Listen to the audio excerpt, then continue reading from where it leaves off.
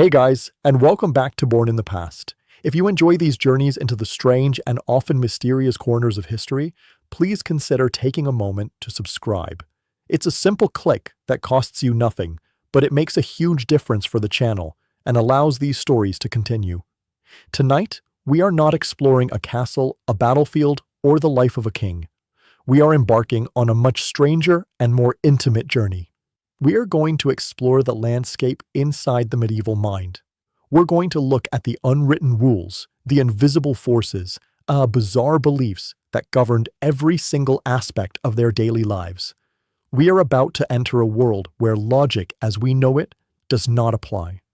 To understand the medieval world, you must first accept one fundamental truth. The supernatural was not separate from the natural. It was woven into the very fabric of reality. For us, the world is, for the most part, a collection of inert matter governed by the predictable laws of physics and biology. For them, the world was alive, and it was enchanted. It was teeming with invisible forces, with intention, with meaning. Every event, no matter how small, was a message. Every coincidence was a sign. The line between our world and the other world was not a solid wall. It was a thin, porous veil that could be breached at any moment. Imagine you are living in this world. A sudden, violent thunderstorm is not a low-pressure weather system. It is a terrifying battle being waged in the heavens between angels and demons. A shooting star is not a meteor burning up in the atmosphere. It is a soul falling from grace, or a dragon flying through the night sky. A sudden illness is not a viral infection. It is a punishment from a slighted saint, a curse from a jealous neighbor, or a literal demon that has taken up residence in your body. This worldview transformed every aspect of daily life into a complex and often terrifying navigation of unseen forces. Let's take a simple domestic problem. Today, if your milk goes sour, you check the expiration date, sigh at the waste of money, and throw it out. You might blame your refrigerator's thermostat or a faulty pasteurization process. A medieval woman would run through a very different and far more alarming mental checklist. Did I forget to hang a branch of rowan wood over the dairy door? Did I accidentally stir the butter churn counterclockwise, an act known to invite bad spirits? Did my neighbor, Agnes, who I had an argument with yesterday, look at my cow with envy, casting the evil eye upon it? The sour milk wasn't a simple chemical reaction. It was a personal attack by a supernatural agent. This is the key. Their world was personal. Nothing happened by accident. Everything had a cause, and that cause was usually an intelligent and often malicious entity. Today, if your Wi-Fi drops, you check the router. In the 13th century, if your cow's milk dried up, you started seriously considering which of your neighbors was a witch. Now, it is easy for us, from the comfort of our scientifically literate age, to look back and dismiss these beliefs as primitive or foolish. But that would be a mistake. This system of belief, this enchanted worldview, was not stupid. It was a coherent and internally consistent framework for making sense of a world that was, for them, largely unpredictable and dangerous. In a world without germ theory, blaming a sudden plague on the wrath of God is a perfectly logical conclusion. In a world without modern meteorology, seeing a comet as a divine omen foretelling the death of a king makes a certain kind of sense.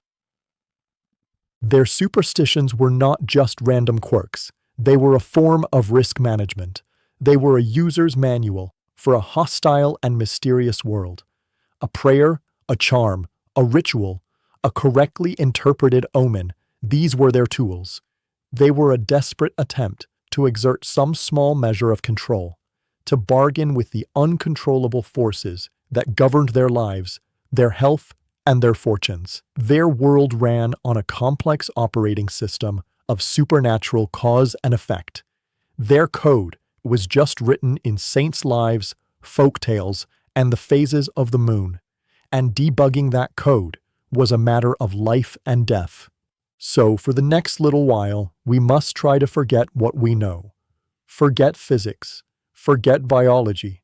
Forget the cold, impersonal logic of science.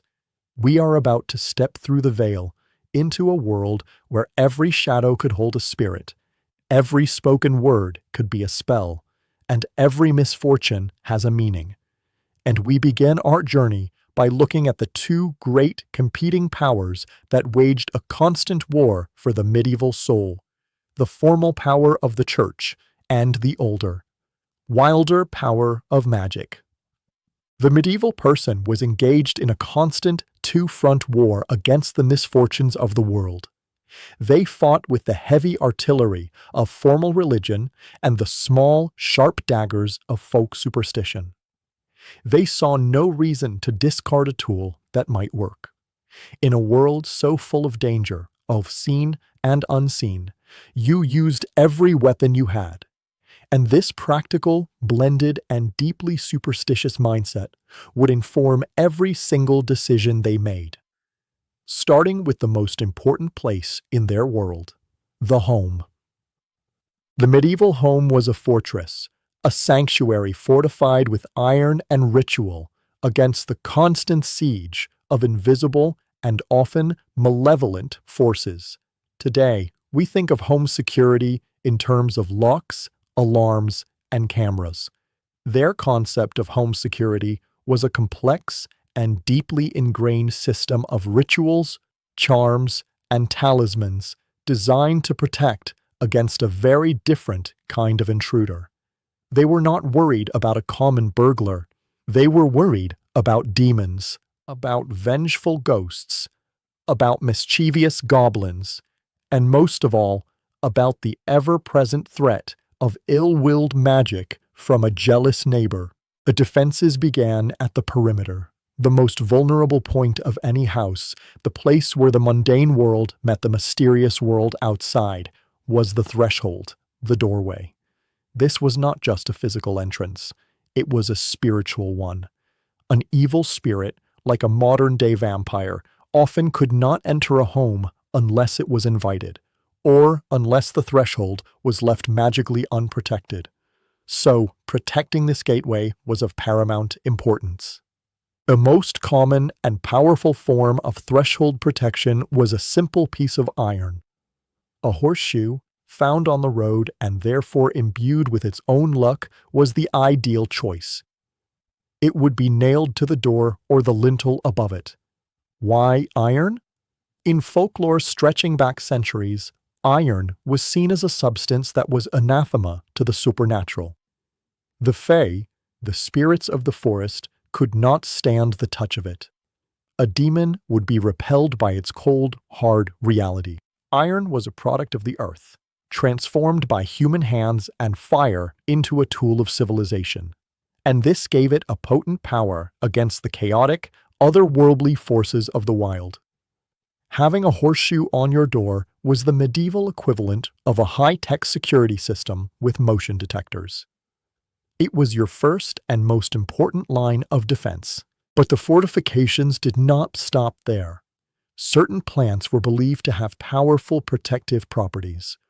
A branch from a rowan tree, with its bright red berries, was often hung over the door to ward off witches. Garlic, a plant we now value for its culinary and health benefits, was seen as a powerful apotropaic, a charm to avert evil. It would be hung in windows or near the chimney, another potential entry point for unwelcome spirits. Once inside the house, the central hearth was another site of immense superstitious importance. The fire was the heart of the home. It provided warmth, light, and the means to cook food. It was a symbol of life and civilization in the face of the cold, dark wilderness. As such, it had to be treated with immense respect. It was considered incredibly bad luck to let the hearth fire go out completely, especially on major holidays. Many families would keep the embers glowing continuously, a perpetual flame that symbolized the continuity and survival of the family itself. Certain things were never to be burned. To throw salt into the fire was to invite a terrible argument or a fight with your neighbors. Even the most mundane household chores were governed by a strict set of superstitious rules. Sweeping, for instance, was a magically charged act. You were not just cleaning dirt, you were moving the luck of the house. You should always sweep dirt out the back door, never the front, lest you sweep away the family's good fortune with it. And you must never, ever sweep after sunset. To do so was to disturb the spirits of the night who might be resting on your floor. And it was also seen as a way to sweep a death into the house. Your modern robotic vacuum, with its cavalier disregard for these ancient laws, would have been seen as a harbinger of domestic chaos and doom. And then there was salt. Today it is the cheapest and most common of seasonings. In the medieval world, it was a precious, life-sustaining commodity, essential for preserving food. Because of its purity and its power to halt decay, it was seen as a powerful symbol of incorruptibility and a potent weapon against evil. To spill salt was not just a clumsy mistake. It was a terrible omen. It was to symbolically spill the life force and purity of the household, leaving it open to demonic influence. The common superstition of throwing a pinch of spilled salt over your left shoulder, the side where the devil was thought to lurk, is a direct echo of this medieval fear. You were, in effect, blinding the devil with a spray of holy, protective salt before he could take advantage of your mistake. So, a medieval home was far more than just a physical structure. It was a living, breathing, magical ecosystem. It was a fortress defended by iron, a sanctuary purified by salt, and a space governed by a complex web of rules and rituals. Every object and every action was imbued with a second, deeper meaning, all part of a constant, vigilant effort to keep the vast, terrifying, and enchanted world at bay. The medieval home was a fortress, a sanctuary fortified with iron and ritual against the constant siege of invisible and often malevolent forces. But the most intimate and vulnerable fortress you had to defend was the one you lived inside every single day, your own body. In the medieval worldview, the body was not a private, self-contained biological machine. It was a porous, mysterious, and constantly embattled vessel, a spiritual battlefield in the war between good and evil. This feeling of vulnerability began with the very act of breathing. The openings of your body, your mouth, your nose, your ears, were not just sensory organs. They were open gates. They were undefended doorways through which an evil spirit, a sickness demon, or a mischievous sprite could gain entry and wreak havoc on your internal systems. This is why a simple, involuntary bodily function could be a moment of genuine mortal terror. Consider the sneeze. For us, it is a minor annoyance, a reaction to dust or pollen. For the medieval person, it was a moment of profound spiritual peril. The most common belief was that a sneeze was the soul being momentarily and violently expelled from the body. In that single, unprotected instant, one of two terrible things could happen. A lurking demon could snatch your wandering soul before it could return, or, finding a vessel momentarily empty, a different demon could rush in and take its place. This is the origin of the phrase, "God bless you." It was not a polite formality. It was an urgent, reflexive piece of magical first aid. It was a protective charm shouted by bystanders to shield the vulnerable, airborne soul from demonic capture, and to sanctify the body against invasion until the soul could safely return. A sneeze in a crowded room would be met with a chorus of blessings, a sudden, vocal reinforcement of the community's spiritual defenses. To fail to bless someone after a sneeze was not just rude, it was to leave them spiritually exposed, an act of profound and dangerous negligence. The same logic applied to yawning. The wide-open mouth of a yawn was a perfect, unguarded doorway for a demon to fly into. The simple act of covering your mouth when you yawn is a direct descendant of this ancient fear. It began not as a gesture of politeness, but as a physical barrier against supernatural home invasion. This sense of the body's porousness extended to the things that came from it. Discarded pieces of yourself, hair from your comb, your nail clippings, a lost tooth, were not just dead tissue. They were believed to retain a powerful, magical connection to you. They still contained a part of your essence, your life force. And in the wrong hands, they could become a devastating weapon. A witch or an enemy could find these clippings and use them in a spell to curse you directly. This led to a paranoid need to dispose of these things carefully, usually by burning them. This belief created a low-level, constant paranoia about personal grooming. You couldn't just throw your nail clippings away. You couldn't let the barber sweep your shorn hair into the street. The clippings had to be carefully gathered and destroyed, usually by burning them in the hearth fire, to ensure no one could ever use them against you. That stray hair left in your comb was not just a stray hair. It was a potential magical weapon you were leaving for your enemies. And if your body could be attacked by magic, it could also serve as an oracle. It was constantly sending you messages about the future. If you knew how to read the signs, an itch, a twitch, a ringing in the ears, these were not random biological quirks. They were omens. An itchy palm was the most famous of these. The left palm itching meant you were about to receive money, while the right palm meant you were about to give it away. An itchy foot foretold a long journey. An itchy nose meant you would either be kissed by or get into a fight with a fool. A sudden ringing in your ears meant someone, somewhere, was talking about you. Your body was a walking, twitching, itching almanac, a biological system of divination. We see our bodies as a set of mechanical and chemical processes. They saw theirs as a haunted house, full of strange noises and potential ghostly intruders, and they were the nervous landlords.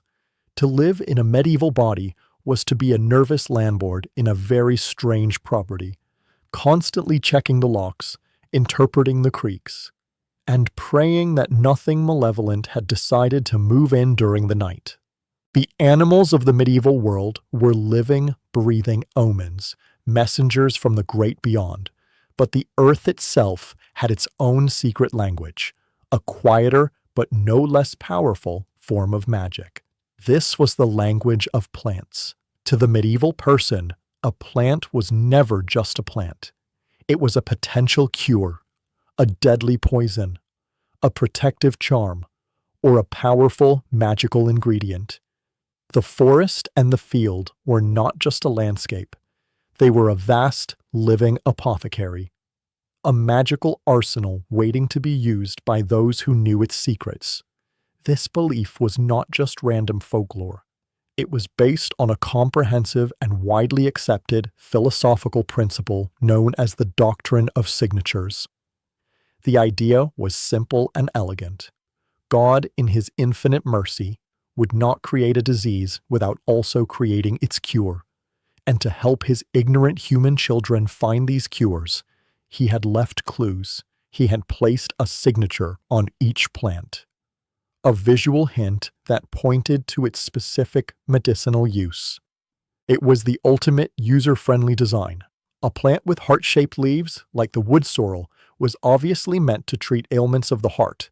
The eyebright flower, with its small, delicate petals that looked like a tiny eye, was the go-to cure for vision problems. Lungwort, a plant whose leaves are spotted in a way that resembles a diseased lung, was naturally the prescription for respiratory illnesses. A plant with yellow flowers, like celandine, was used to treat jaundice, a condition that turns the skin yellow. The logic was simple, direct, and deeply intuitive. The world was a book, and God had included helpful pictures in the margins. We have scientific journals and double-blind studies. They had a divinely inspired instruction manual for the human body. Beyond medicine, certain plants were imbued with immense protective power against the forces of evil. The undisputed king of this magical arsenal was garlic. Its pungent, overpowering smell was believed to be deeply offensive to all manner of supernatural creatures. It was the all-purpose spiritual repellent. A string of garlic hung over a doorway would not just ward off the mythical vampire. It was believed to repel demons, ghosts, witches, and the evil eye. A medieval person might carry a clove of garlic in their pocket as a personal, portable amulet against the dark forces of the world. The rowan tree, often called the witchwood, was another powerful protector. A cross made from 2 twigs of rowan, tied together with a piece of red thread, was one of the most common protective charms in Europe. It would be hung over the door of a house or a barn to protect the inhabitants and the livestock from witchcraft. A new baby's cradle would almost certainly have one of these charms tied to it to prevent the child from being stolen by fairies. Similarly, St.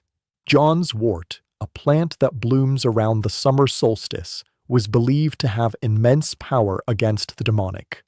Its yellow, sun-like flowers were thought to capture the light of summer, and it was gathered on St. John's Eve to be hung in houses as a potent shield against evil spirits throughout the year.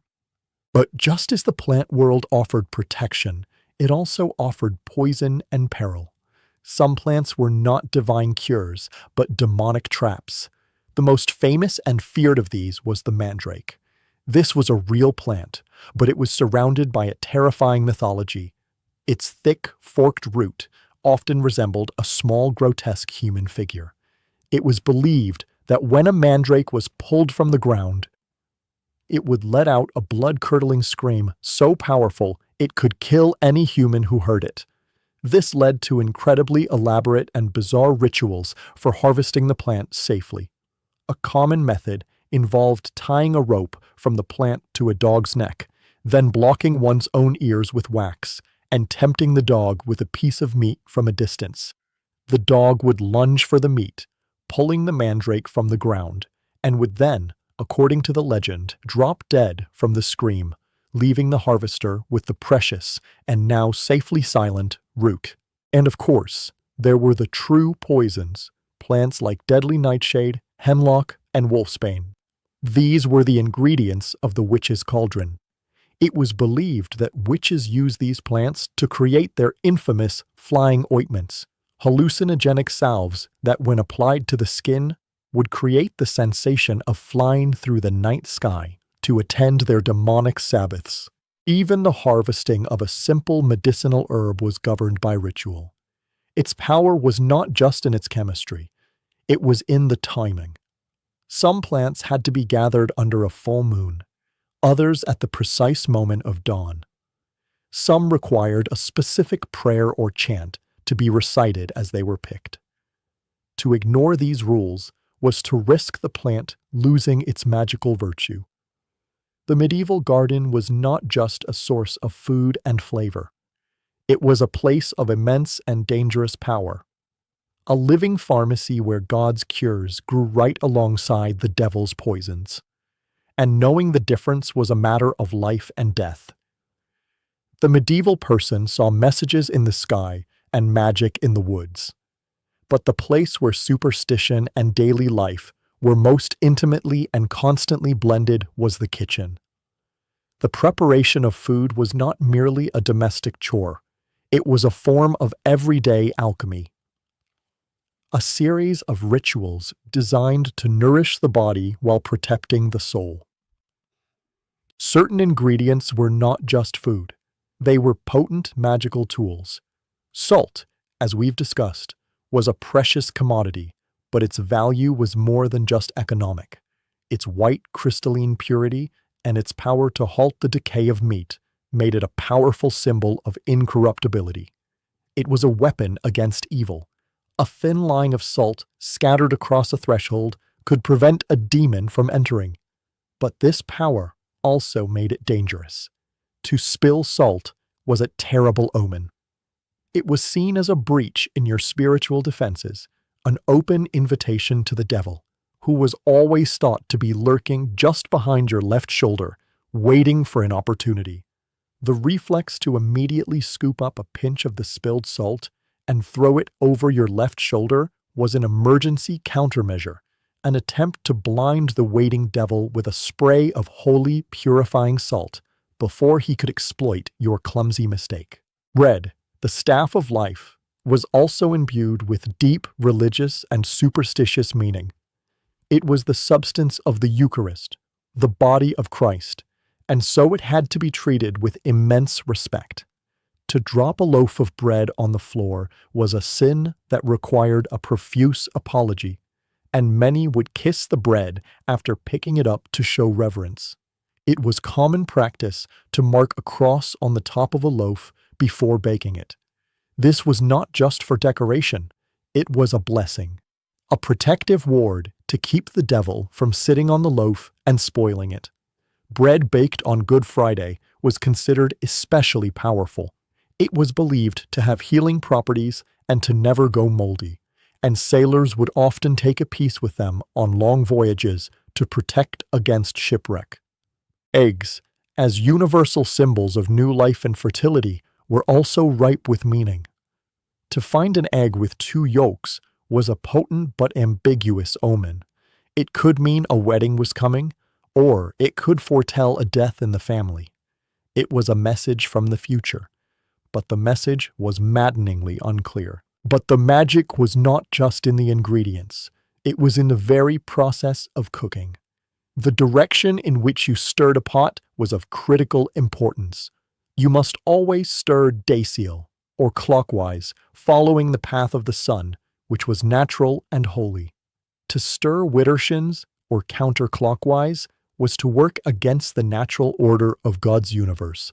It was an act of unwitting dark magic that could curdle the milk, spoil the stew, and invite bad luck or demonic influence directly into your family's meal. The success of a dish depended not just on the recipe, but on the cook's adherence to this cosmic choreography. The fire itself had to be managed with care. Eggshells, for instance, had to be completely crushed into small pieces before being thrown away or burned. This was because it was widely believed that witches used intact eggshell halves as tiny, magical boats to sail the seas and conjure storms to sink ships. Failing to crush your eggshells was not just poor housekeeping, it was potentially contributing to naval disasters. Even the utensils held power. Knives, being made of iron and sharp enough to draw blood, were particularly potent. It was considered terrible luck to leave two knives crossed on a table. The shape of a cross was a sacred symbol, and to form it with blades was an omen of a violent argument or a coming conflict. If a friend gave you a knife as a gift, you had to give them a small coin in return. A knife given freely would cut the friendship in two. The token payment made it a transaction, thus preserving the bond. Imagine cooking in this environment. We worry about cross-contamination between raw chicken and vegetables. They worried about cross-contamination between their soup and the forces of eternal damnation. Their recipe book contained a host of unwritten steps. Stir clockwise only. Bless the loaf before baking. Crush your eggshells. And never, ever cross the knives. Good cooking was not just about skill and fresh ingredients. It required a deep and abiding understanding of the secret, an often terrifying alchemy of the world. The medieval person listened to the whispers of the dream world for clues about their fate, and they decoded the secret language of the animals to understand the will of the spirits. But there was another, more subtle and abstract language that the universe used to communicate its secrets. It was a language not of images or sounds, but of pure quantity. This was the mystical and often tyrannical world of numbers. In our modern, scientific age, we view numbers as cold, hard, objective tools for measuring the world. They are units of data, free of personality or intention. For the medieval mind, nothing could be further from the truth. Numbers were not just values, they had inherent characteristics, personalities, and powerful magical alignments. Drawing on a rich tradition that blended Christian theology with the numerology of ancient Greek philosophers like Pythagoras. They believed that the entire universe was structured around a divine mathematical plan. Numbers were the hidden grammar of God, and understanding their secret meanings was another way to understand His will. Some numbers were, of course, holy. They were imbued with a sacred power that could be harnessed for protection and good fortune. The most powerful of all was the number 3. Its significance was rooted in the holiest of all mysteries, the Holy Trinity, the Father, the Son, and the Holy Spirit. This divine threeness made the number a symbol of completeness, of divinity, and of immense magical potency. Things done in threes were considered especially powerful. A charm might be recited 3 times. A magical herb might need to be picked on the 3rd day of the month, or at the 3rd hour of the night. A sick person might be given a medicine to take for 3 days. The number 3 was a way of invoking the power and perfection of God Himself into an everyday act. The number 7 was another powerhouse of spiritual significance. It represented a different kind of completeness. There were the 7 days of creation, the 7 deadly sins and their corresponding 7 heavenly virtues, the 7 sacraments of the Church. The number 7 was woven into the very fabric of their moral and spiritual universe. It was a number of cycles, of trials, and of spiritual perfection. A fever that lasted for 7 days was seen as a critical, spiritually significant illness, and the number 12 held its own power, representing foundation and order. There were the 12 tribes of Israel and the 12 apostles of Christ. It was a number that symbolized the bedrock of faith and community. But if some numbers were holy, others were deeply, dangerously unlucky, and none was more feared, more reviled, and more powerful in its negative energy than the number 13. The superstition surrounding this number is so potent that it has survived into our own time. But for them, it was no mere quirk. It was a matter of life and death, rooted in the most sacred story of their faith. The origin of this fear comes directly from the Last Supper. At that fateful meal, there were 13 individuals seated at the table, Jesus and His 12 apostles. And the 13th, unluckiest guest to take his seat was, of course, Judas Iscariot, the traitor who would betray Christ to his death. This single powerful story imbued the number 13 with a permanent stain of betrayal, sorrow, and imminent doom. This was not an abstract fear. It had profound, real-world consequences. The most common manifestation was the terror of having 13 guests at a dinner table. A nobleman or a wealthy merchant hosting a feast would live in a state of low-level panic about his guest list. If, through a last-minute cancellation or an unexpected arrival, the number of people at the table came to exactly 13, it was considered a catastrophic omen. The belief was that one of the 13 would die within the year.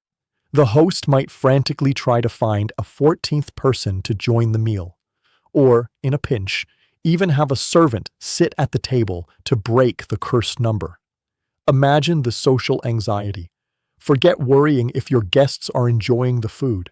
You're busy doing a frantic head count, praying you don't have to choose which one of them is marked for death. This numerological worldview shows how deeply the desire for meaning was embedded in their psyche. Even the most abstract and logical of concepts, mathematics, was transformed into another source of superstition and ritual. The world was a text to be read, and numbers were its most fundamental grammar. For the medieval person, the universe wasn't just telling stories, it was constantly counting, and you had to pray, with every fiber of your being that your number wasn't up.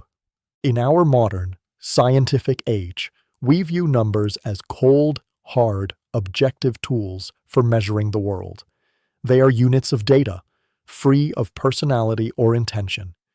For the medieval mind, nothing could be further from the truth. Numbers were not just values, they had inherent characteristics, personalities, and powerful magical alignments. Drawing on a rich tradition that blended Christian theology with the numerology of ancient Greek philosophers like Pythagoras. They believed that the entire universe was structured around a divine mathematical plan. Numbers were the hidden grammar of God, and understanding their secret meanings was another way to understand His will. Some numbers were, of course, holy. They were imbued with a sacred power that could be harnessed for protection and good fortune. The most powerful of all was the number 3. Its significance was rooted in the holiest of all mysteries, the Holy Trinity, the Father, the Son, and the Holy Spirit. This divine threeness made the number a symbol of completeness, of divinity, and of immense magical potency. Things done in threes were considered especially powerful. A charm might be recited 3 times. A magical herb might need to be picked on the 3rd day of the month, or at the 3rd hour of the night. A sick person might be given a medicine to take for 3 days. The number 3 was a way of invoking the power and perfection of God Himself into an everyday act. The number 7 was another powerhouse of spiritual significance. It represented a different kind of completeness. There were the 7 days of creation, the 7 deadly sins and their corresponding 7 heavenly virtues, the 7 sacraments of the Church. The number 7 was woven into the very fabric of their moral and spiritual universe. It was a number of cycles, of trials, and of spiritual perfection.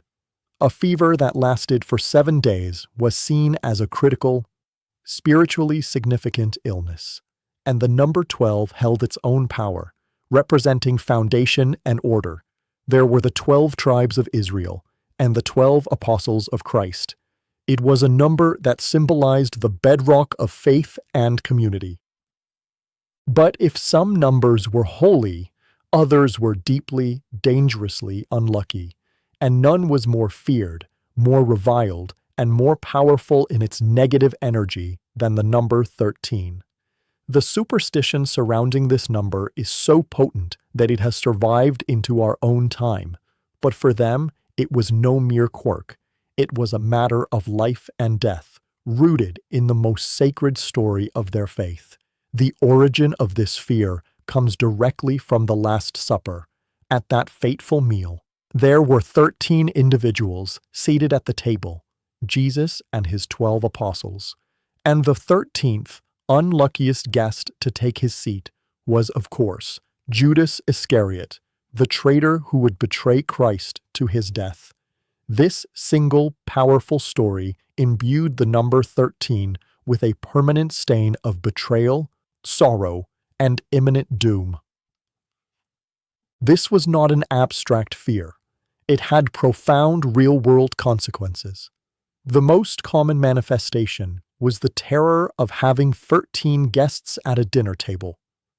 A nobleman or a wealthy merchant hosting a feast would live in a state of low-level panic about his guest list. If through a last-minute cancellation or an unexpected arrival, the number of people at the table came to exactly 13, it was considered a catastrophic omen. The belief was that one of the 13 would die within the year. The host might frantically try to find a 14th person to join the meal, or, in a pinch, even have a servant sit at the table to break the cursed number. Imagine the social anxiety. Forget worrying if your guests are enjoying the food. You're busy doing a frantic head count, praying you don't have to choose which one of them is marked for death. This numerological worldview shows how deeply the desire for meaning was embedded in their psyche. Even the most abstract and logical of concepts, mathematics, was transformed into another source of superstition and ritual. The world was a text to be read, and numbers were its most fundamental grammar. For the medieval person, the universe wasn't just telling stories, it was constantly counting, and you had to pray with every fiber of your being that your number wasn't up. While the great numbers of the cosmos dictated destiny, the medieval person's daily life was a minefield of smaller but no less significant omens. This was the world of luck. Luck was not seen as a simple matter of random chance. It was a tangible, almost liquid commodity. It could be found, it could be lost, and it could be stolen. And a host of everyday objects and encounters were signs of its delicate and ever-shifting balance. Some of the most potent of these beliefs have, in a faded and almost joking way, survived into our own time. But for them, they were no joke. Take the simple act of walking down a village street. If a workman had left a ladder leaning against a wall, you would not, under any circumstances, walk under it. To do so was to court disaster. This wasn't about the practical fear of having a hammer dropped on your head. It was about sacred geometry. A ladder leaning against a wall forms a triangle, and the triangle was a powerful symbol of the Holy Trinity. To pass through that triangle was to break the Trinity, to violate a sacred space. It was a blasphemous act that was believed to attract the attention of the devil, who would be all too happy to take advantage of your disrespect. Their traffic laws were written by theologians. Or consider the mirror. In a world before mass-produced glass, a mirror was a rare, expensive, and deeply magical object. It was not just a reflection. It was believed to capture a fragment of your soul, a piece of your spiritual essence.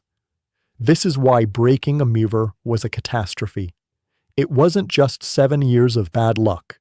It was 7 years of a fractured soul, a period of profound spiritual vulnerability. The number 7 was, as we've learned, a number of a complete cycle. This meant you were cursed to a full 7-year term of misfortune for your clumsiness. And then there was the ever-present threat of the black cat. Its association with witchcraft was absolute. In the context of daily luck, a black cat crossing your path was a specific and immediate warning. It meant that evil was near, that a witch's power was active in that very spot. It was a notification from the universe that you were treading on dangerous ground. The correct response was to immediately perform a counter-ritual, making the sign of the cross, spitting to ward off evil, or simply turning around and taking a different, much longer route. But the world of omens was not just good or bad. It could be incredibly specific. The magpie, a common black and white bird, was a living, chattering oracle. A famous rhyme, which has many variations, illustrates this perfectly.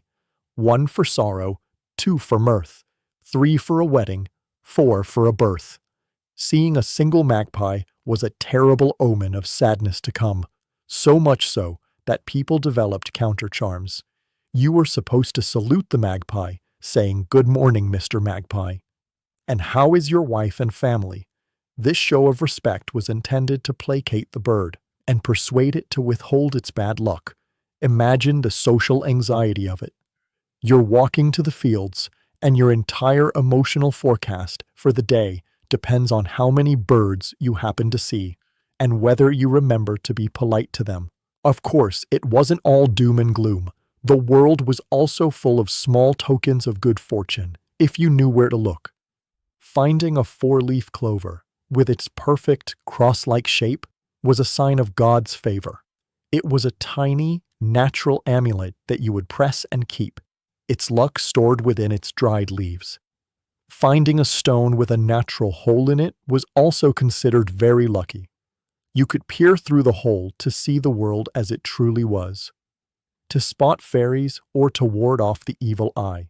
Even finding a rusty nail could be a good thing, as the iron itself was a powerful protective element.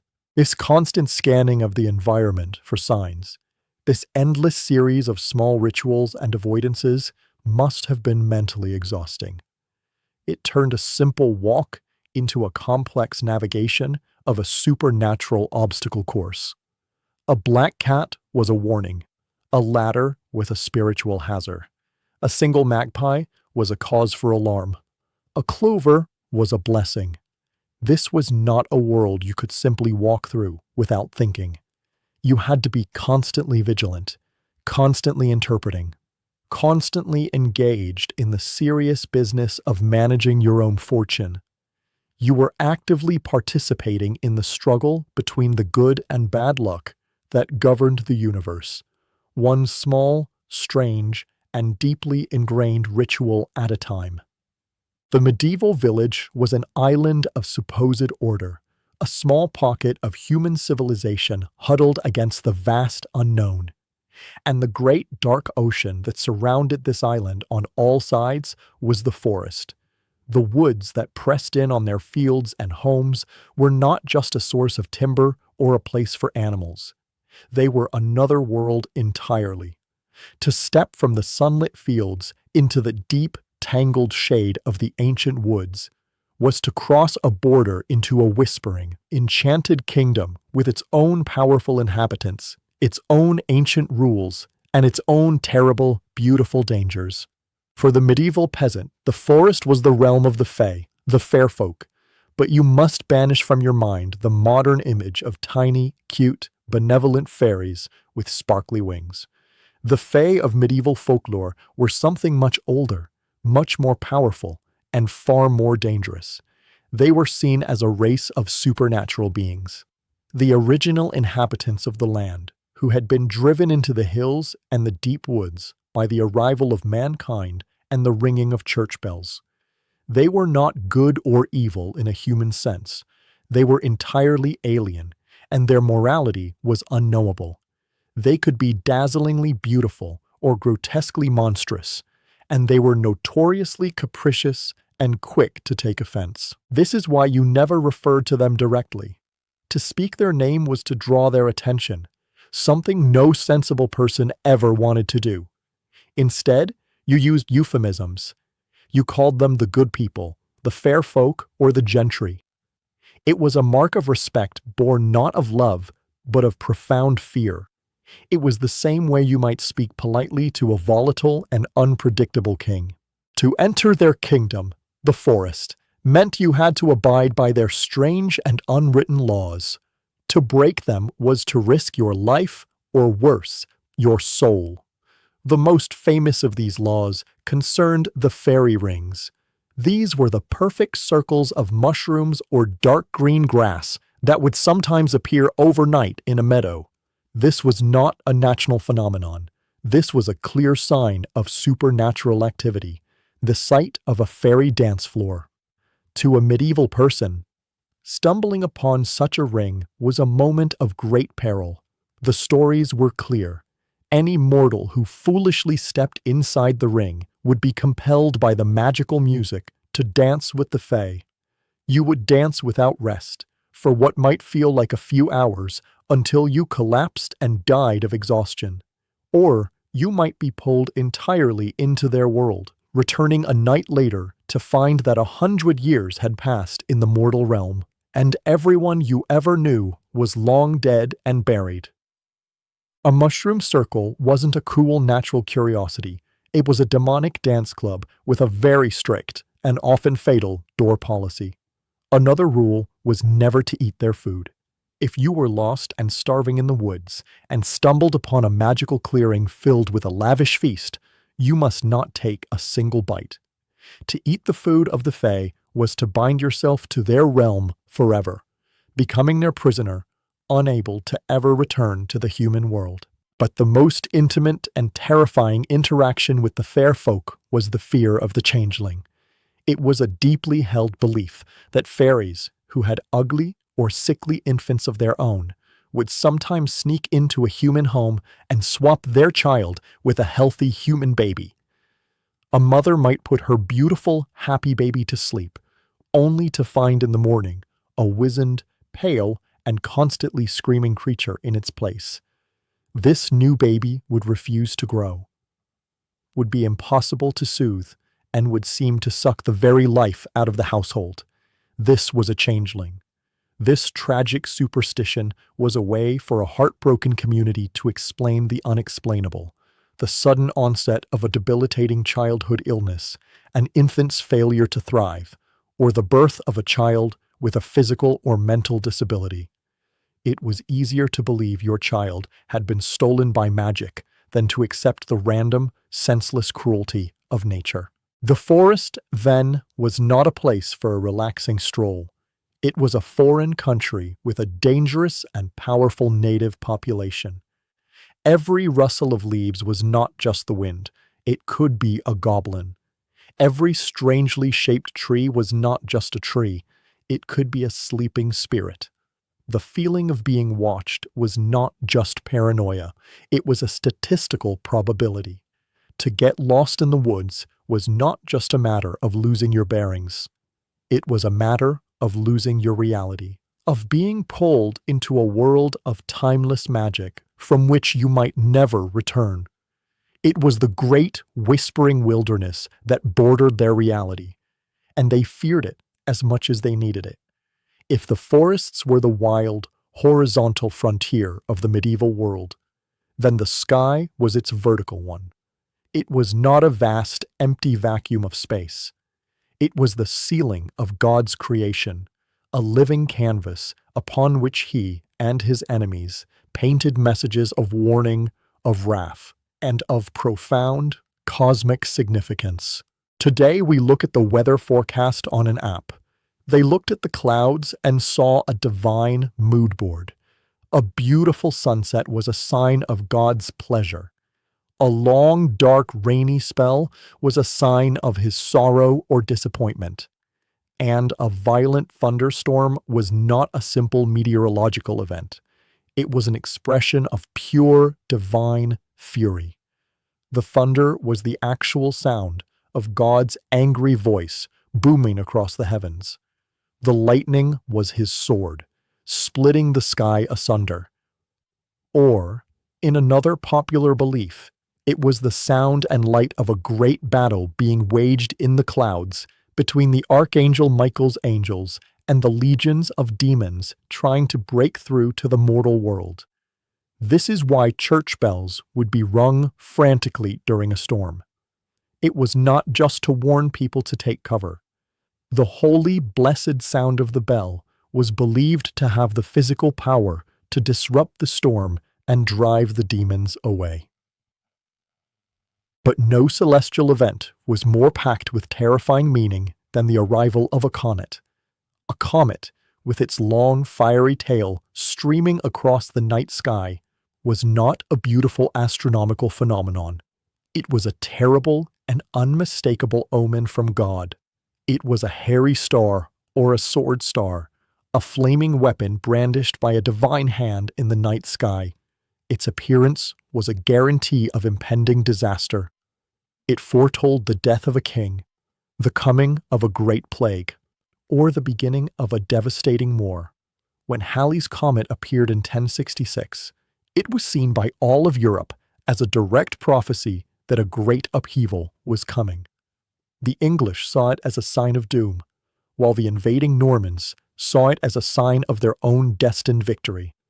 The event was considered so crucial that it was famously stitched into the Bayeux Tapestry, a permanent record of God's warning. If a comet was a warning, an eclipse was a sign that the apocalypse had already begun. A solar eclipse, when the sun vanished from the sky in the middle of the day, was a moment of absolute primal terror.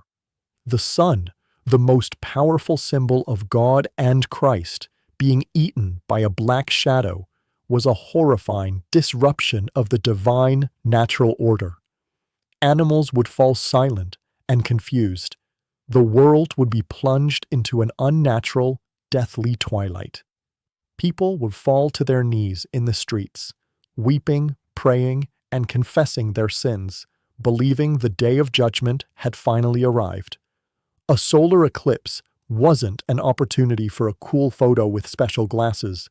It was a system-wide crash error for the universe, and they were pretty sure it was their fault. Even smaller events held great meaning. A meteor or a falling star was often seen as a soul being released from purgatory and ascending to heaven. A rainbow was a direct visual reminder of God's covenant with Noah, a beautiful promise that he would not destroy the world with a flood again. And this belief in celestial influence was not just simple folklore. It was codified in what they considered to be a serious and complex science, astrology. Studied in the great universities alongside medicine and theology, astrology was the belief that the movements of the planets, the wandering stars, exerted a direct and powerful influence on events on Earth and on the health and personality of every human being. This was not a fringe belief for a few eccentrics. It was a fundamental tool for making important decisions at the highest levels of society. A king would never launch a major military campaign, sign a treaty, or even get married without consulting his court astrologer to ensure the stars were favorably aligned. A physician's work was deeply intertwined with astrology. They believed that different parts of the body were governed by different signs of the zodiac. A doctor would consult an astrological chart before performing a surgery or even letting blood. To perform a procedure on a part of the body when the moon was in its governing sign was to invite certain disaster. We use science to understand the universe. They used the universe to try and make scientific decisions. The medieval sky was not a quiet, empty space for astronomers to study. It was a place of immense power, a source of constant anxiety, and the ultimate message board for the divine. Every cloud, every star, and every streak of fiery light was a word in a cosmic sentence, and they spent their entire lives trying to read it before it was too late. The world of love potions and divination, while dangerous, was often a game of hope and desire. But there was another, far darker side to medieval magic. It was a magic born not of hope, but of fear, envy, and malice. It was the belief that some among them had willingly turned their back on God and made a pact with the devil himself.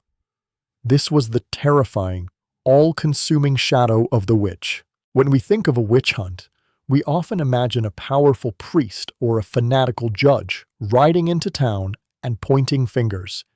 But the reality is that the vast majority of witchcraft accusations did not start from the top down. They started from the ground up. They were a fire that began with a single, unlucky spark in the heart of the community and was fanned into a roaring inferno by gossip, fear, and long-simmering neighborhood disputes. First, you must understand the profile of a medieval witch.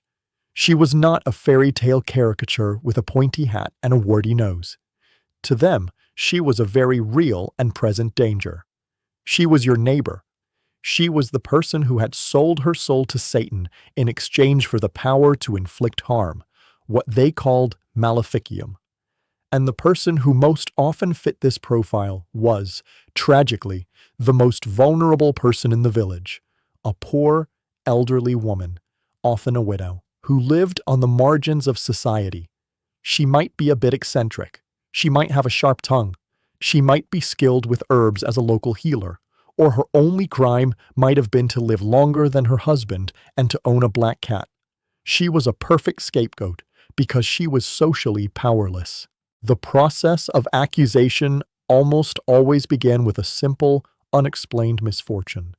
Imagine you are a peasant farmer. You have a single prized cow, the source of your family's milk, butter, and wealth. One morning, you go to the buyer and find the cow sick. It refuses to eat, and by evening, it is dead. You are devastated. You can find no natural cause. It was fine yesterday. What happened? In a world where nothing happens by accident, this cannot be random chance. This was an attack. Your mind, frantic for an explanation, begins to search. And then you remember. Yesterday afternoon, old Elspeth, the reclusive widow who lives at the edge of the woods and talks to her cat, walked past your field. She stopped and stared at your cow for a long time. You remember feeling a bit uneasy about it then. Now, in the shadow of your dead cow, that uneasy feeling blossoms into a terrible certainty. Her stare was not one of idle admiration. It was one of envy, of malice. It was the evil eye. She has cursed your cow. You go back to your hut and tell your wife. You speak in hushed, fearful tones. Your wife, horrified, remembers that her last batch of butter went inexplicably bad, and that was the same day Elspeth had complimented her on her churning. The next day at the village well, your wife mentions this to another woman. This woman remembers that her own child came down with a fever right after old Elspeth had given him a strange, pinched smile. The story spreads. It flows through the village like a poison, from the well to the marketplace to the tavern. This was the medieval version of a social media pile-on. A single, unverified claim, born of grief and a need for answers, begins to spiral. Everyone adds their own piece of evidence. People start to recall other strange things about Elspeth. Her garden seems to flourish even when others fail. She was seen gathering herbs in the woods during a full moon. She doesn't attend church as regularly as she should. Her cat seems too clever, too watchful. Each memory, each piece of gossip, is another stone laid on the pyre. The suspicion hardens into a public consensus. She is not just an eccentric old woman. She is a witch. Finally, after another misfortune strikes the village, a hailstorm ruins a section of the crops. Another child falls ill. The fear and anger boil over. A group of villagers, their minds made up, marches to the local priest or the lord of the manor. They make a formal complaint. They demand that something be done about the witch, Elspeth. The quiet, fearful whispers have now become a loud public accusation. The machinery of official justice, which may have been ignorant or indifferent before, has now been forced to turn its gaze upon the old woman at the edge of the woods. The witch hunt did not begin with the trial. It began with a sick cow and a festering grudge. It began with the simple, human need to find someone to blame in a world of random, inexplicable suffering. And once the shadow of that accusation fell upon you, it was almost impossible to ever truly escape it. The whispers and gossip have done their venomous work. A formal accusation has been made. The suspected witch, a terrified old woman, is dragged from her hut and brought before the grin-faced authorities. Now she enters the terrifying machinery of the medieval justice system, a system designed not to find the truth, but to produce a confession. The hunt is over.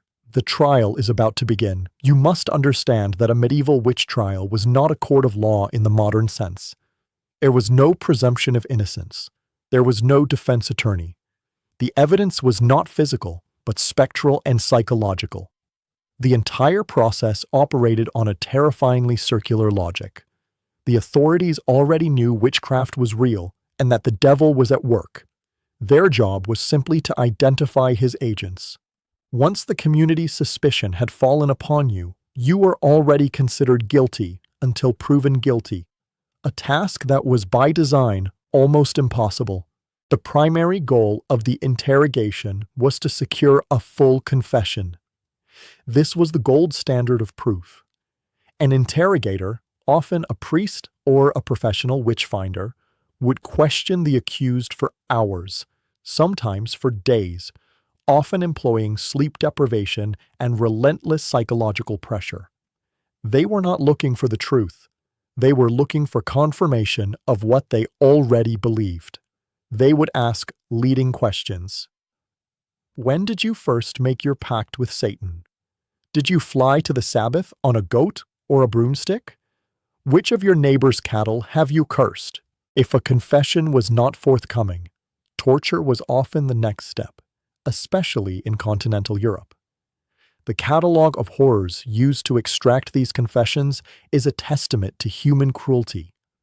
But even without physical torture, the process was a nightmare. And under this immense pressure, the accused, usually broken, terrified, and desperate for the ordeal to end, would eventually confess to anything. They would agree that they had danced with the devil, that they had cursed their neighbors' crops, that they had flown through the night sky. This confession, a fantasy born of pain and despair, was then carefully written down and treated as a factual, legal document. In the absence of a confession, the court would turn to other forms of evidence. One of the most insidious was spectral evidence. Witnesses, often the original accusers, would testify that your spirit or specter had left your body while you slept and had appeared to them in a dream or a vision to torment them, to pinch them, or to try and lure them into the devil's service. How could you possibly defend yourself against such a charge? You could have been asleep in your bed with a dozen witnesses to prove it, but that was no defense. It was your spirit, your spectral form, that had committed the crime. It was an accusation that was, by its very nature, completely unfalsifiable. Another form of proof was the search for the witch's mark, or the devil's mark. The accused would be stripped naked, often publicly, and their body would be meticulously searched for any unusual blemish, a mole, a birthmark, a wart, or even just a discolored patch of skin. This was believed to be the spot where the devil had sealed their pact, or where their demonic familiar would suckle. An inquisitor would then take a long needle and prick this mark.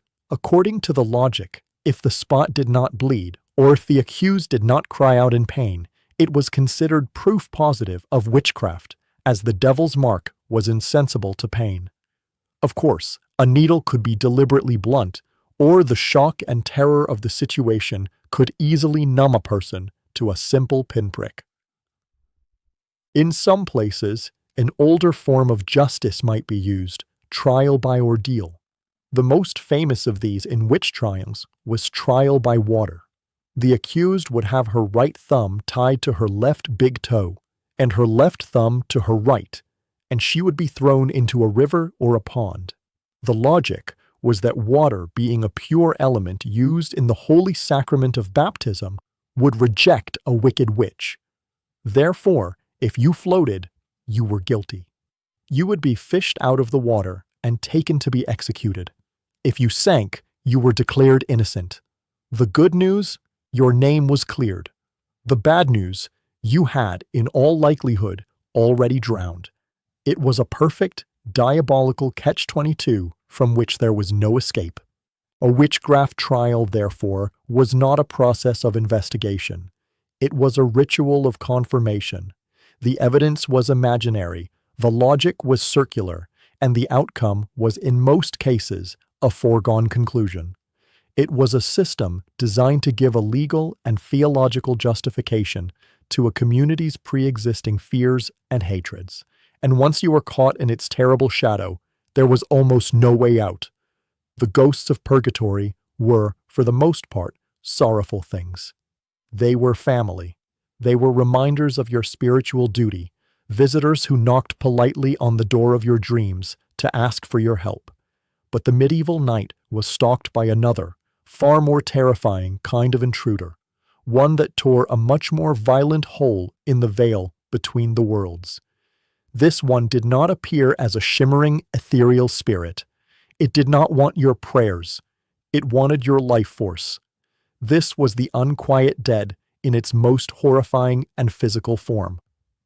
The revenant, the walking corpse. If a ghost was a soul without a body, the revenant was a body without a soul.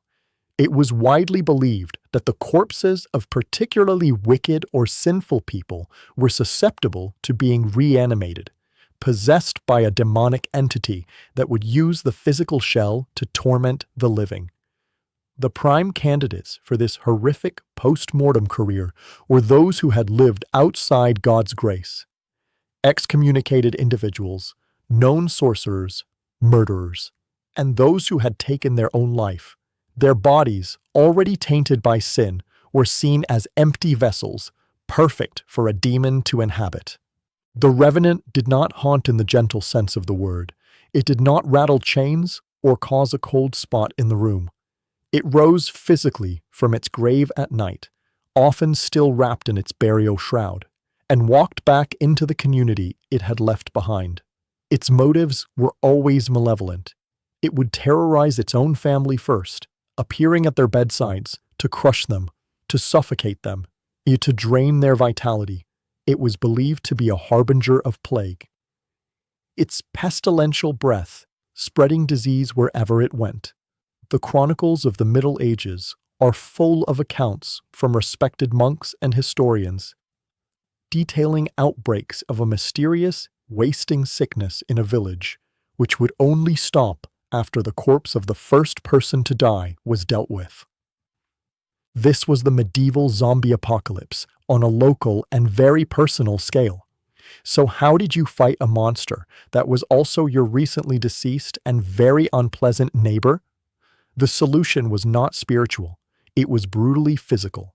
When a community became convinced that a revenant was responsible for a local plague or a series of terrifying events, the villagers, often led by the local priest, would form a grim procession. They would arm themselves not with prayers, but with shovels, axes, and sharpened stakes, and they would march to the graveyard. The first step was to identify the correct grave and exhume the body. This was a terrifying act, a desecration of holy ground, but it was seen as a necessary form of spiritual surgery. The moment of opening the coffin was one of supreme dread.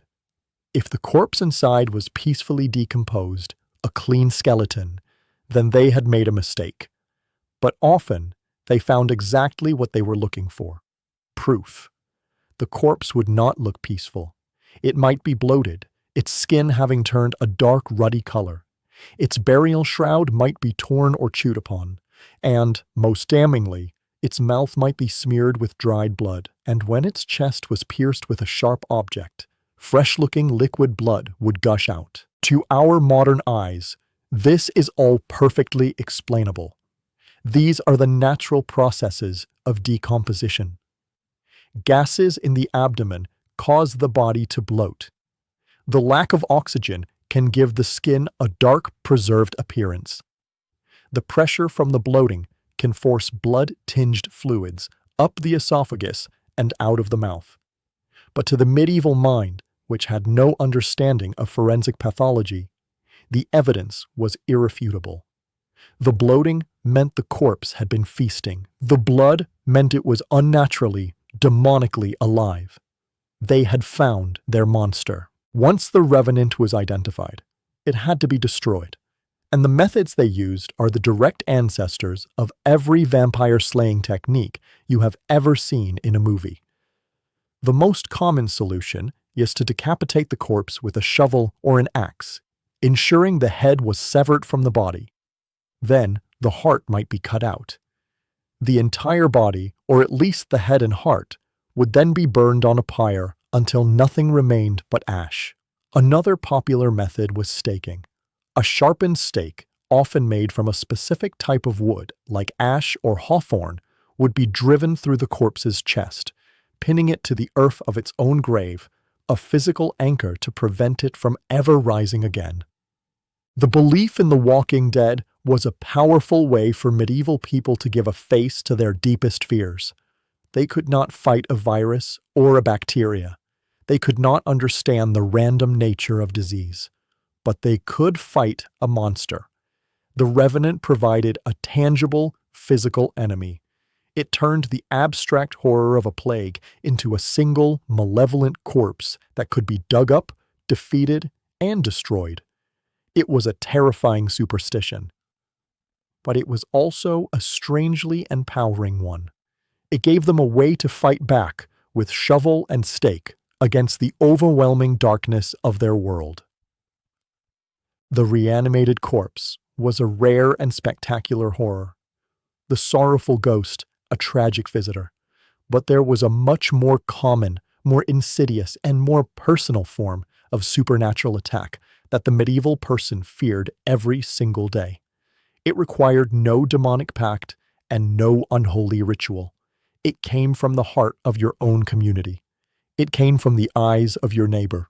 This was the fear of the curse, and its most potent delivery system, the evil eye. The belief in the evil eye, or the malocchio, is ancient and was nearly universal in the medieval world. It was the idea that a single, powerful look, if charged with enough envy, jealousy, or malice, could project a tangible, harmful force. It was a magical assault that could cause sickness, bad luck, or even death. And the most terrifying thing about it was that it didn't necessarily require a witch to cast it. Any person feeling a strong surge of envy could, sometimes unconsciously, project this negative energy and blight whatever they looked upon. The primary targets of the evil eye were always the things that were most likely to inspire envy: the beautiful, the new, and the healthy. A beautiful, bouncing baby was a prime target. A strong, healthy milk cow, a field of flourishing crops, a newly built home. Anything that was a source of pride and good fortune was also a source of immense vulnerability. This created a culture of deep social anxiety around success. You couldn't simply enjoy your good fortune. You had to actively defend it from the envious gaze of others. Imagine you are a new mother. Your neighbor comes to visit and looks into the cradle. "Oh, what a beautiful child," she exclaims. "Such bright eyes, such healthy cheeks." In our world, this is a welcome compliment. In her world, this is a moment of extreme danger. The praise, however well-intentioned, could be the vehicle for the evil eye. The moment the neighbor leaves, a medieval mother would immediately perform a countercharm. Discreetly making a horned hand gesture with her fingers, spitting on the ground, or whispering a protective prayer to nullify the potential curse.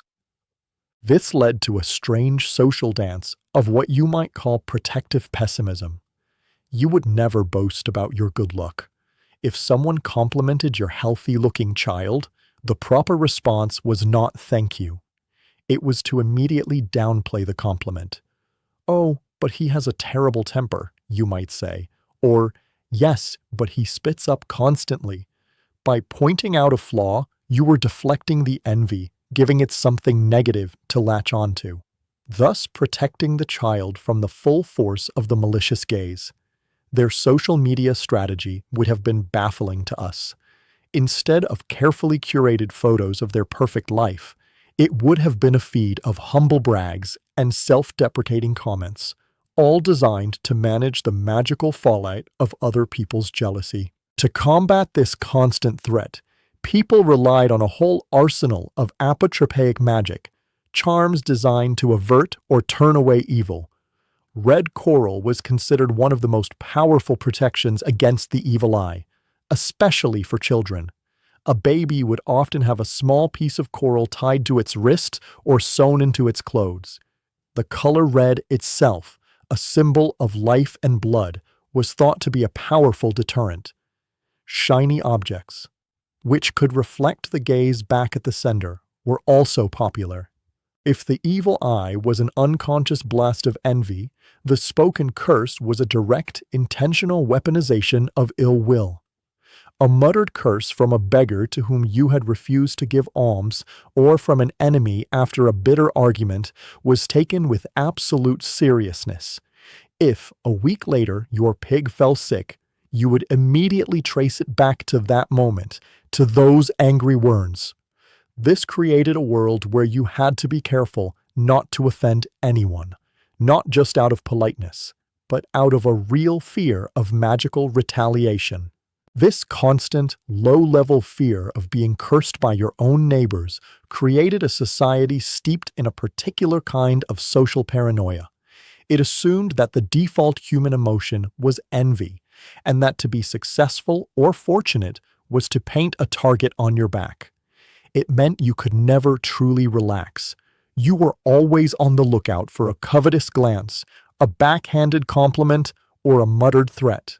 In a world full of so many tangible dangers, famine, plague, war, one of the greatest fears was the invisible, psychic hostility of the people you saw every single day.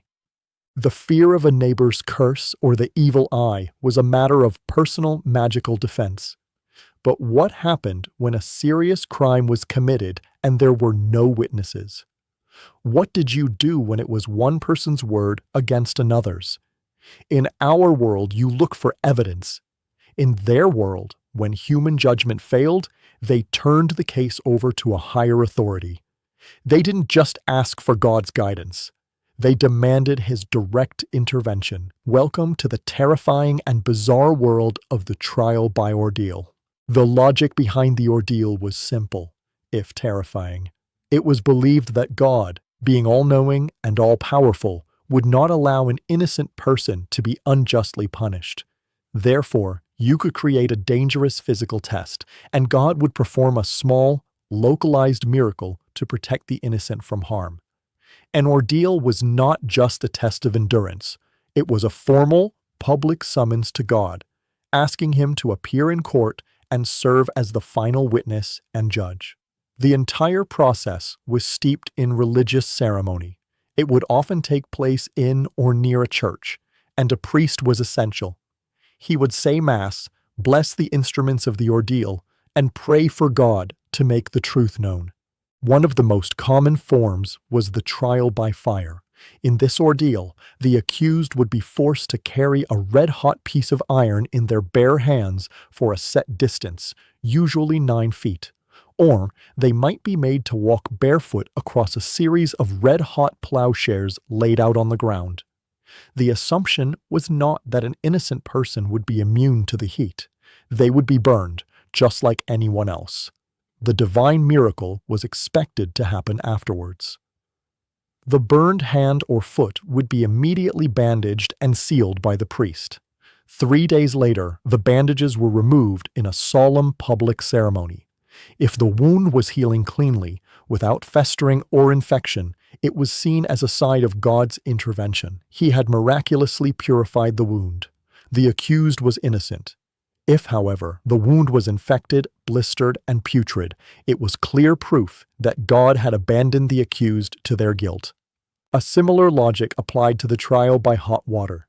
The accused would have to plunge their arm, often up to the elbow, into a cauldron of boiling water to retrieve a stone or a holy ring from the bottom.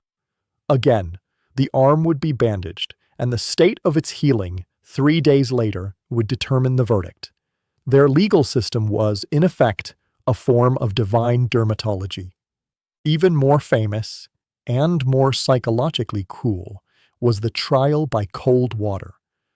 This was most often used in accusations of witchcraft. The accused would be bound, usually with their thumb tied to their opposite big toe, and then thrown into a river or a deep pond that had been blessed by a priest.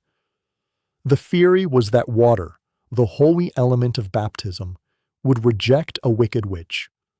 Therefore, if the accused floated, the pure water was refusing them. They were guilty, and would be pulled out and executed. If the accused sank, the water had accepted them as pure. They were innocent. The problem, of course, was that by the time their innocence was proven, they had often already drowned. It was the ultimate no-win lawsuit. For the nobility, there was a more direct and martial way of letting God decide: trial by combat. If 2 knights had a legal dispute over land or an accusation of treason, they could settle the matter with a formal legal duel. This was not a back-alley brawl. It was a sacred event. The belief was that God would grant strength to the arm of the man who was in the right. To win the duel was to have God declare you the victor in the eyes of the law. This system even had provisions for those who could not fight, like a woman or an elderly man. They could hire a champion, a skilled warrior, to fight on their behalf, with the full expectation that God would ensure the correct champion was victorious. The trial by ordeal represents the ultimate fusion of law, religion, and superstition. It was the legal system of a society so thoroughly convinced of constant supernatural intervention that they were willing to bake it into their most important civic rituals. The slow decline of the ordeal, especially after the Church itself officially condemned it in 1215, was a major turning point in the history of Western thought. It was a hesitant first step away from demanding miracles in the courtroom and towards the much more difficult and much more human task of finding evidence. But for centuries, your guilt or innocence depended not on the facts of the case, but on how quickly your skin healed, or whether you were better at sinking than you were at swimming. We began our journey into the medieval mind by accepting that their world was enchanted, governed by invisible forces and supernatural causality. We have seen how this belief shaped every aspect of their lives, from the charms they nailed over their doors to the omens they saw in the sky. We've explored the ghosts that haunted their nights and the complex rituals they used to navigate a world that was, to them, intensely personal and alive with meaning.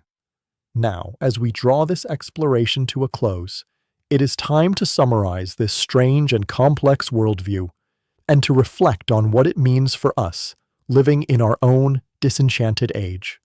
A grand summary of medieval superstition is this: nothing was meaningless.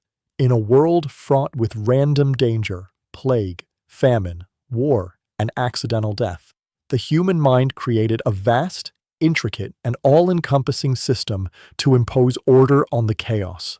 Superstition was not a fringe activity for the foolish. It was the fundamental operating system of reality. It provided a cause for every effect. If your crops failed, it was not because of a drought. It was because you angered a local spirit or were the victim of a witch's curse. If you survived a terrible illness, it was not because your immune system fought it off. It was because a saint intervened on your behalf after you made a specific vow. This worldview was a double-edged sword. On one hand, it created a world of profound and constant anxiety. Every action, from stirring a pot to sweeping the floor, was laden with potential supernatural consequences. Every neighbor was a potential witch, every shadow a potential demon. You were never truly safe, because the greatest dangers were invisible and could strike at any time for reasons that were often petty and personal. The universe was not indifferent. It was actively and often maliciously interested in you. On the other hand, this system also provided a sense of agency and hope. While the world was dangerous, there were rules. There were things you could do. You could fight back. You could wear a charm, say a prayer, perform a ritual, nail an iron horseshoe to your door. These actions gave people a feeling of control, however illusory, over their own destinies. You were not just a helpless victim of circumstance. You were an active participant in a great cosmic struggle, and your choices, your piety, and your vigilance mattered. We in the modern world have largely replaced this system with another one: science. We have traded an enchanted world for a mechanical one. We understand that disease is caused by germs, that weather is caused by atmospheric pressure, and that most events are the result of impersonal forces and random chance. Our worldview has given us immense power: medicine that actually works, technology that makes our lives safer and easier, and a much deeper understanding of the physical universe. We have, in many ways, conquered the great fears that haunted the medieval mind. But the final, lingering question is what, if anything, we have lost. Our world is safer, but it is also quieter. It is more predictable, but it is also, perhaps, less meaningful. We have traded a world full of signs and wonders for a world of data and statistics. We have traded the terror of demons for the more subtle and perhaps more insidious anxiety of meaninglessness. The ghosts have been exorcised from our landscape. But we are left to wander, through a world that we know is, for the most part, completely indifferent to our existence. The medieval person lived in a waking dream, a world where the sacred and the profane, the magical and the mundane, were hopelessly, beautifully, and terrifyingly entangled.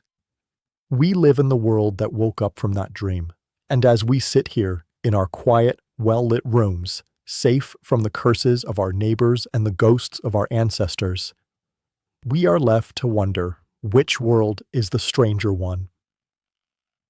The journey through the medieval mind, through its enchanted forests and its haunted houses, is a journey into a different kind of reality.